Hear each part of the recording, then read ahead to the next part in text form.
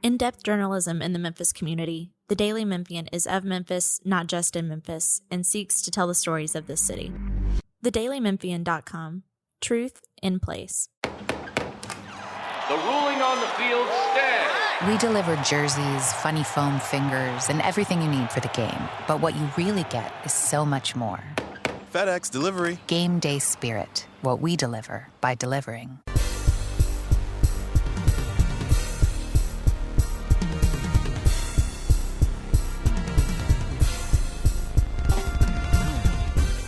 Welcome to the Daily Memphian Tigers podcast. I'm Jonah Jordan, the Memphis Tigers football beat reporter, and today I'm joined by sports editor Clay Bailey. How are you doing today, Clay? Very good, Jonah. You? I'm good. I'm good. But I've been wanting to have you on for a while because I think you can add some historical context. Not in me. That's not saying you're old. Just some historical context to what's going on. Have you seen a Memphis Tigers basketball season quite like the one that we've had right now? Because I don't think that we have in some time. No, I don't think so. I mean, this obviously it came up that it was going to be a great season. There were a lot of things that started out as being, leading towards things that were going to be great. I mean, between James Wiseman, the rest of the class, and little by little, that's eroded away to the point that, now there's no game you go into that you think that they can win or that they will lose. I mean, it's just a matter of, the Houston game was a great example. You think after the Houston game, they had figured it out that they were going to come into the SMU game and start on a roll. That they really had found something. Yeah, and instead, you hear that they said that they weren't really ready to play, and you think, at this point, why are you not ready to play? Yeah, like how does this keep happening? How are you kind of caught by surprise at this point? I think that, and that's another thing that, I've kind of looked at and I've seen, granted, they've lost two major pieces of this with DJ and James. But at the same time, to me, they shouldn't be losing games that they're losing. They'd still have enough talent to make it where they're not 500 in the league. Yeah. So it was like the East Carolina game. You shouldn't only beat East Carolina by 3. It shouldn't be something where it's the lead isn't questioned down the stretch where people are sitting on the edge of their seats like, hey, is Memphis going to win or lose this game? And that was the thing. And then you go into SMU, a game you should win probably, and they performed like that. And I think that's been the biggest problem this season is there is that inconsistency where they'll do something like the Houston game or they'll win at Tennessee, and then you turn around and it looks like a completely different team the next day. Yeah, and, I think that a lot of people are looking at it from extreme ends. They're saying, well, gosh, they had the top recruiting class. They ought to be doing better. The other end is going, well, with that, with the way they're playing, they should fire Penny. Well, no, I don't think that's the case at all. I think that that there's a median between the two. I think that, they should not be losing games that they're losing. And part of that, you start out by saying, well, that's freshmen. Well, now we're deep enough into the season that you shouldn't be having as many. No, you shouldn't be having as many freshman mistakes. And there is some of those guys aren't freshmen. No, like Alex they're not. Lomax isn't a freshman, and he at multiple points this year, Alex Lomax has had more turnovers than points in games, and it's like, at what point does this become a thing? Like, the big conversation the past 2 weeks has been, where does the blame lie? And I do think you're right. Like, should Penny get some criticism? Yes. But it's also not his fault that he lost two of his best pieces. But at some point, you have to adapt. You have to overcome that. You have to see improvement. You have to see different things on the floor. Both of those things can be true. He can do right and he can do wrong. And I think that's something that people have struggled with, is finding that middle ground this season. Well, I think that, again, it's the inconsistency. It's the fact that, they sit back and you think, okay, they beat Houston. Granted, it was 1 point here at home, and, they were without Grimes, and, they had their shortcomings. But you think, okay, they figured this out a little bit. Now they're going to turn the corner, and maybe they can make a run at the end and win everything except maybe the Houston game, the last game of the season. Instead, they go to SMU and they can't win down there. And granted, you got foul problems and you have all the rest of the things that they run into. But you still kind of go, okay, I thought they were turning the corner here. And I think in that regard, it's been a disappointing season. Where the disappointment is born from, I don't know. I mean, whether it's coaching, whether it's loss of players, I just think that there's just this lack of consistency. Yeah. So I remember us sitting in here during when Penny was pulling in recruits left and right. And then we were both kind of like, whoa, this is crazy that he's been able to do this. And I remember thinking at the time, like, this is probably the best like I've ever seen a coach do like this. And then I remember sitting in here for the James Wiseman stuff when he got in trouble and then when he left. I think the James Wiseman stuff kind of overtook that in like importance or the biggest story of Penny's time here. Where does it rank on like the weirdest or the biggest story of kind of things that you've covered and things that you've seen happen here in Memphis? Because I think it was one of the oddest situations I've ever covered, ever been around. It was very strange. That whole situation was strange because of the uncertainty with what James was going to do. Now, at the same time, I was here for the Derrick Rose thing where the NCAA says, hey, he's good. Well, no, he's not. At the end, after everything is said and done. So, that was a problem. And, I mean, over the years, they've had other situations where they've been in trouble. I mean, I go back to the Dana Kirk days, way back. Way back. And, and the Tick Price stuff. So, I mean, there's been some weird stuff that's happened over the years. And, it always seems like that if they have a successful year, something happens. Yeah. Or if they're destined to have a successful year, something comes up and bites them. And, even when they finish second to Kansas in the national championship game, it gets taken away from them. It was controversial at the time, and then it gets taken away from them afterwards. Right. But that always, when something happens, it always tends to have people drawing comparisons. You have people saying, oh, this is a lot like Calipari's second year where they went to the NIT, or people aren't like this, but then other people, more negative people, want to draw a comparison to Josh's second year where he had the really great recruiting class and then he underachieved. Right. I think what the ultimate comparison will be how they finish. Do they go to the NIT, or are they able to win the conference tournament? Do you see any similarities between those two, though, or do you? Because it does seem like Josh's second year, they could go and win the AAC tournament for sure. Yeah, I still think this team has the talent to at least make a good run through the conference tournament. A lot of it depends on the draw. A lot of it depends on which side of the bracket they're on. I think each one has to be looked at in its own vacuum, if you will. I mean, yeah, Josh had his situation, but, I'm not sure if anybody really thought Josh – they knew Josh could recruit. The question was whether he could coach a team. But that was the same thing coming into this season for Penny is could he get the mesh? Yeah, I think so. And, unfortunately, we don't know because he didn't have 2-3 key. Yeah. I mean, we talk about James and we talk about Jeffries, but he's also gone through, Lester having a broken hand. He's gone through flu problems at different times. He's got different players who have been dinged up. So, I mean, all of that is part of the coaching thing. And so you kind of sit back and you go, okay, how is he handling this? And, I do get a little concerned about the fact that he,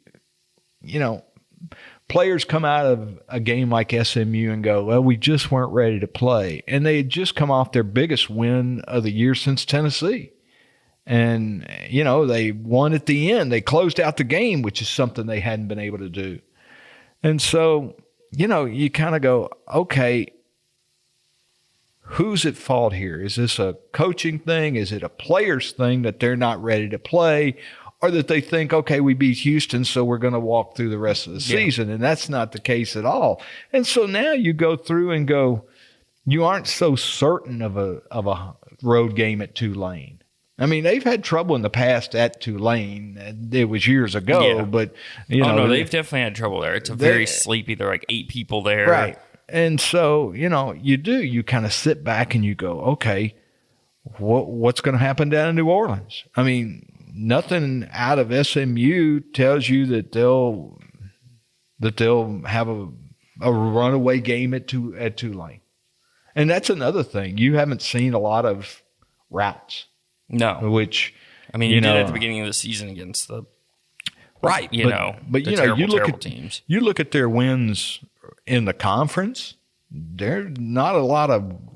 I mean, there's a lot of close wins and teams. I think the only one they've blown out was Temple, right? I think that's right. And like you said, they've played close to East Carolina. Mm-hmm. They've played close to others. I guess the USF was the last one that they had a big run against. But all of that is, part of the coaching question.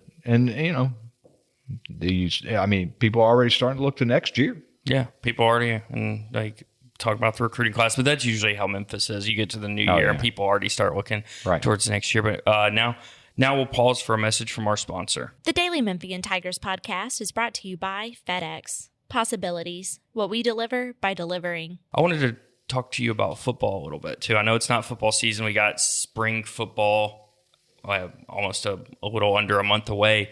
But what did you think of the job Ryan Silverfield did? He had the interim tag, and then he got the job, and then the Cotton Bowl and everything since. It seems like he's done a really good job. I think he's done exactly what he should have done moving into this position. He said all the right things.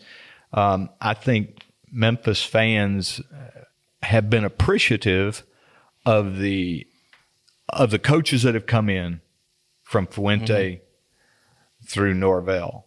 And I think it was an understanding. The best you could hope for is that they have 3-4 good seasons and move on. Mm-hmm.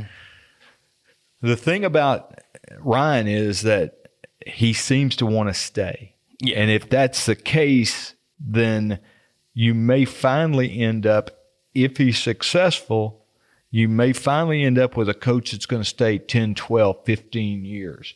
And, as long as he's successful, and I mean, that remains to be seen, but, as long as he can be successful, then that's going to put stability into this program that it hadn't had in a while.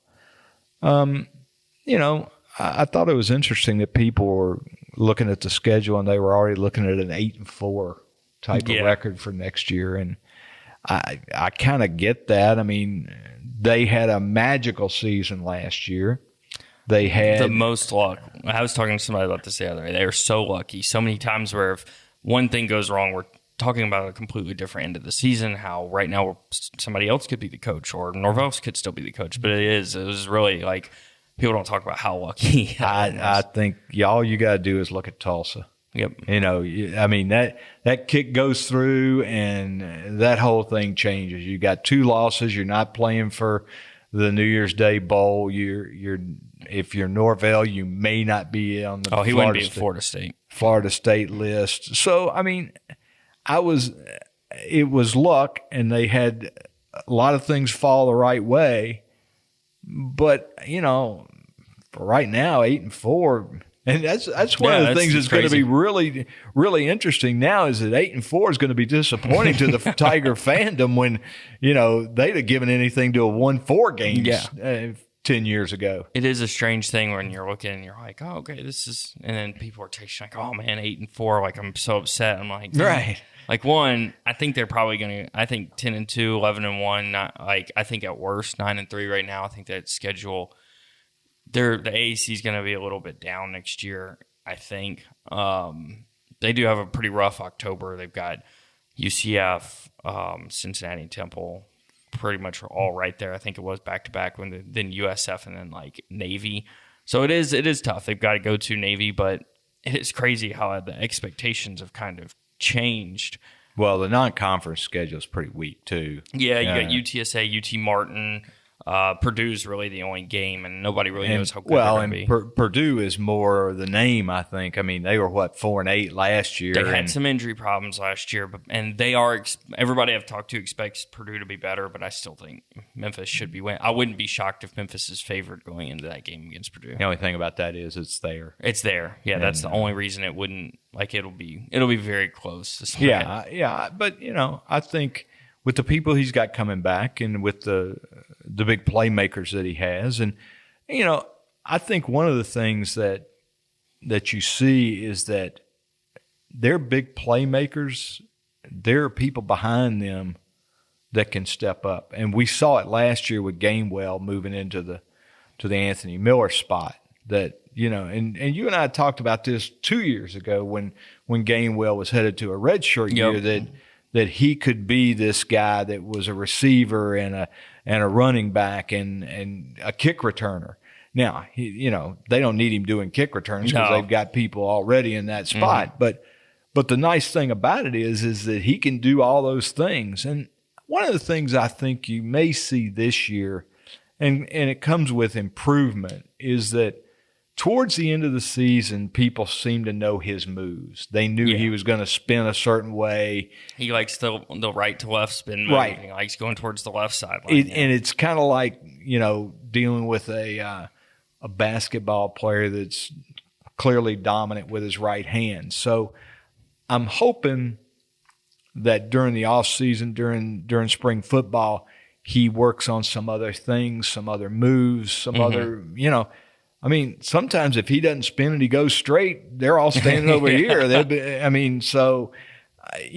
think that if with the improvement, hopefully, of Brady White, improvement of the defense, hopefully that will help them, because they did well defensively the first 4 or 5 games of the year, but after that they were not good defensively. They got banged up. I think people kind of got used to what they were running. People got film on them because entering the season, nobody knew what Chris Paul's defense would look like at Memphis. You know what it looked like at Marshall, but I mean, even from Marshall to Memphis, there is that talent jump. So nobody was sure what it was going to look like, how aggressive he was going to be, and I think he kind of especially Ole Miss. I mean, Ole Miss, they got knocked on their butts. I mean, Memphis their offense was pretty good at times last year, and Memphis held them to 10 points. So it was that, but then people did figure them out down the road. But you did mention something that I think is interesting, is that this season to me is kind of okay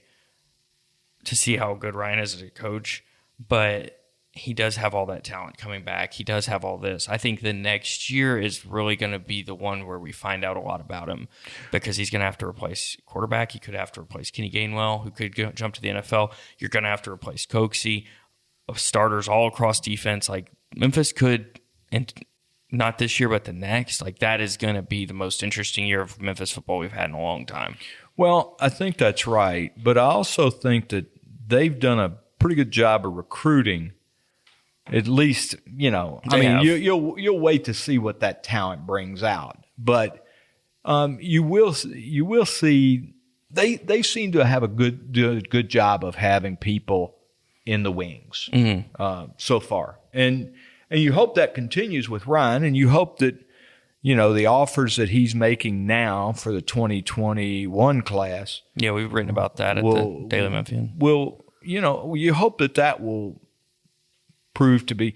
Memphis has always had a real knack for picking up local guys who may not necessarily get a lot of scholarship offers, but they seem to understand what works here. Yeah. And, whether it's Magnifico or it's Anthony Miller, a lot of these guys have been walk-ons coming up and just improved enough to get scholarships. Same thing with, we talk about special teams and kicker U all the time, and certainly that's another plus for him. But I think that if he is able to recruit, he's got to make sure he's got a quarterback.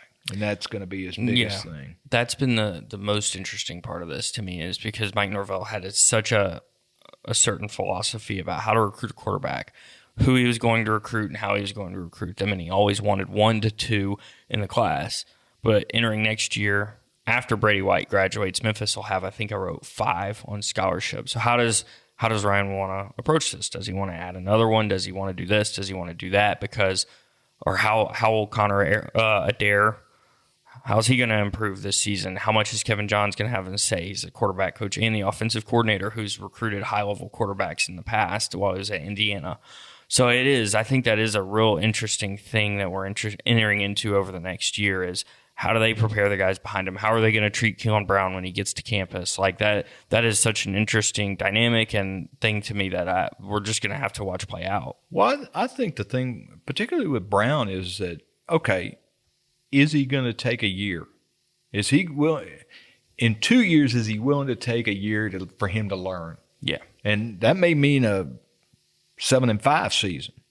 Yeah. Or maybe even a 500 season. Kind of what Fuente did with that first year at Paxton, where right. you knew what he was doing. He kind of carried him, and then they threw out Paxton, and things got progressively better throughout the season. Would have been better for Karam to start, maybe for your record.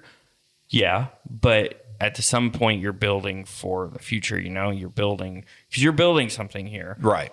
And that may mean taking a step back to take a couple steps forward. I mean, it goes along with what his long-range plan is. Is he going to be a guy that wants to win at all costs, or is he going to be a guy that says, okay, we need to, take a step back this year, let whoever it is, whether it's Brown, whether it's another.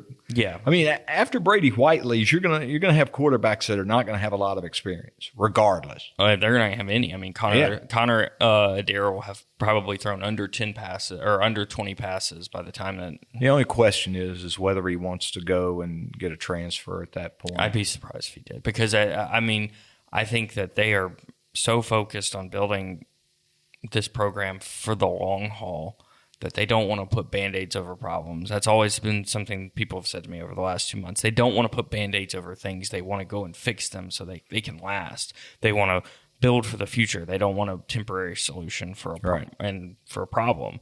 So that's something that in a lot of cases, when there is two options, it's okay. This option's going to fix whatever problem we have for the short term or the long term. They're going to go long term every time. Yeah.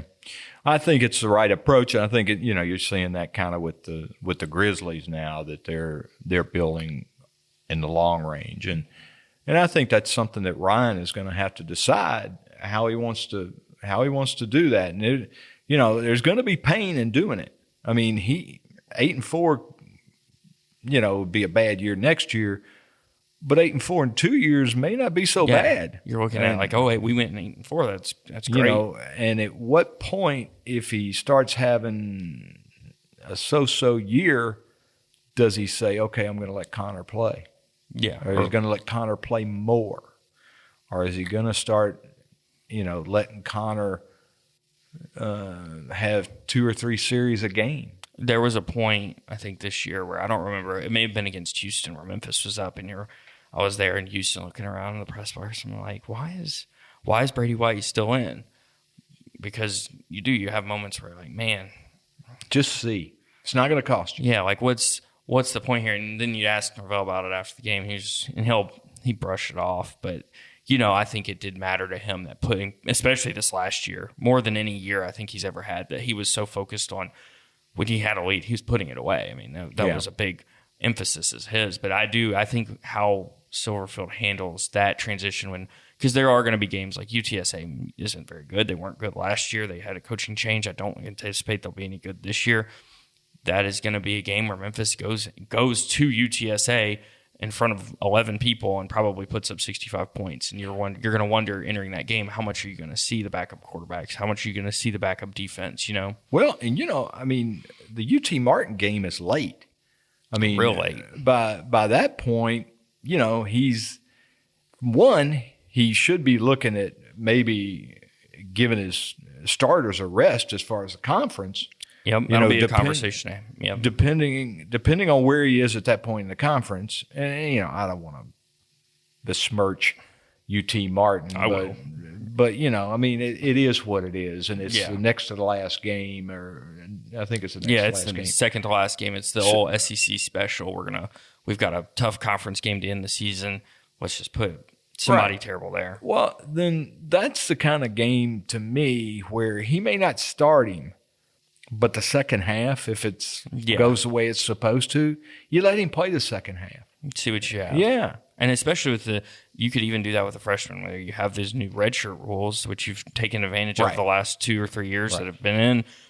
It won't cost Keelan Brown anything to go throw them out there, but I think that'll be a big thing next season. But I think that'll wrap things up for today, unless you Great. got anything else. No, I'm good. It's a pleasure. I enjoyed it. Yes, sir. You can follow Clay on Twitter at ClayBailey9 and me at _Jonah Jordan. You can find the Daily Memphian podcast anywhere you find your podcasts. Thank you for listening.